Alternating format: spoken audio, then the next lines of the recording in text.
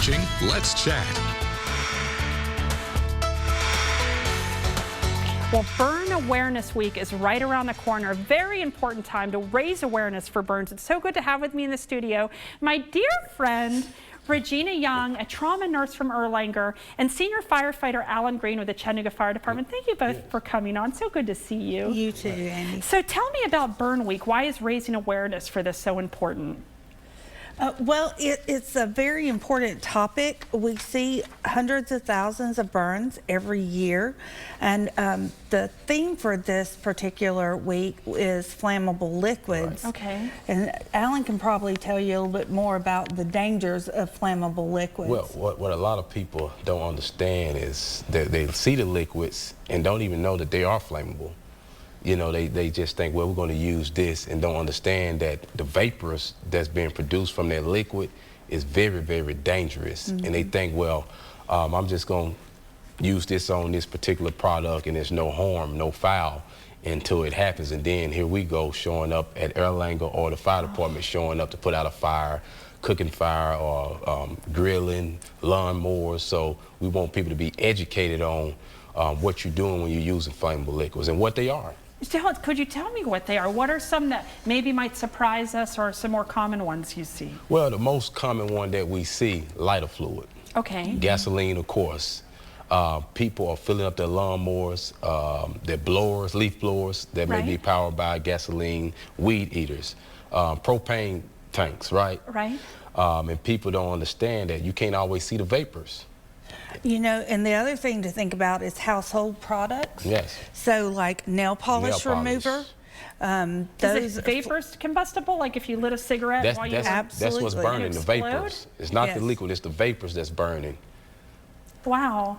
So like candles, maybe lighting a candle by rubbing alcohol, right? Right. Simple as that. Alcohol. It can produce a vapor, right? So if you got a candle or aerosols, right? You got a candle, you spraying, you know, your aerosols. hairspray in the bathroom and you have a pretty candle on a pillar. That has alcohol based, it can create an explosion or a fire. Yeah. So it's an explosion. It can create that because the vapors, when they mix with air, the right mixture, it would create, you already have the heat source, ignition, then the oxygen that's included, it creates that explosion because now, once you get those vapors up to its ignition point, meaning where it can combust, create a fire, it's going to happen. Well, it may seem logical, but what are some ways we can prevent these? Well, just know what you're dealing with. Yeah, absolutely. And proper storage is so important. Making sure like your gasoline, kerosene, whatever you're using to power your lawnmower is stored appropriately. You don't want it by your hot water heater or in a storage shed that is going to get so hot during the summer that it's going to automatically combust and hit that flash point. So safe storage is so important. So heat can ignite a fire. Because it gives it it helps it reach that flammable limit. Wow. And that's why it's called spontaneous combustion. Oily rags that you have used to wipe your nail polish or clean up a gasoline spill, you just throw it in the corner in the garage, it gets hot at some point and it will just combust on its own. Wow, that is, wow, I get this a fear, like a fear of mine is that happening in a shed or in my cellar. So let's say a fire starts, you're in the bathroom, boom, what do we do? So the first thing you want to do is, if you're on fire, is do that stop, drop, and roll that we've always learned from elementary school, and you want to stop that burn-in process. Then you want to remove any type of clothing that's charred or burned, get that ignition or that fire burning process stopped. So run your arm, run your hand under cool water, not cold, but cool water.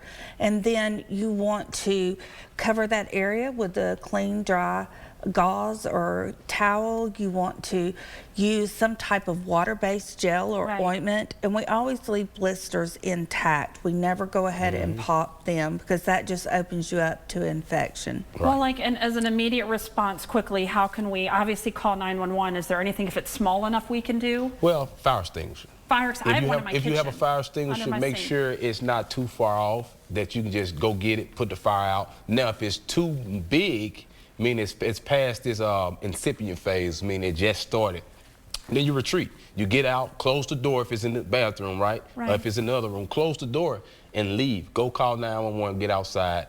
And that's probably the best thing you can do if you can't get it out yourself. Great. Well, thank you so much for coming on, Ellen and Regina. It's such an important topic. I wish we could have you on next week. We'll see what we can do. But I love what you do, and you're my dear friend, and it's great to meet you both, know you both, and have you on. So you can get more information on Facebook, Chat Fire Department. Also head on over to Erlanger's Facebook page and look at that website up there, ameriburn.org. Lots of information on that website about advocacy and preventing burns. Thanks again so much for coming on for what you guys do for the community. Thank you. Thank you.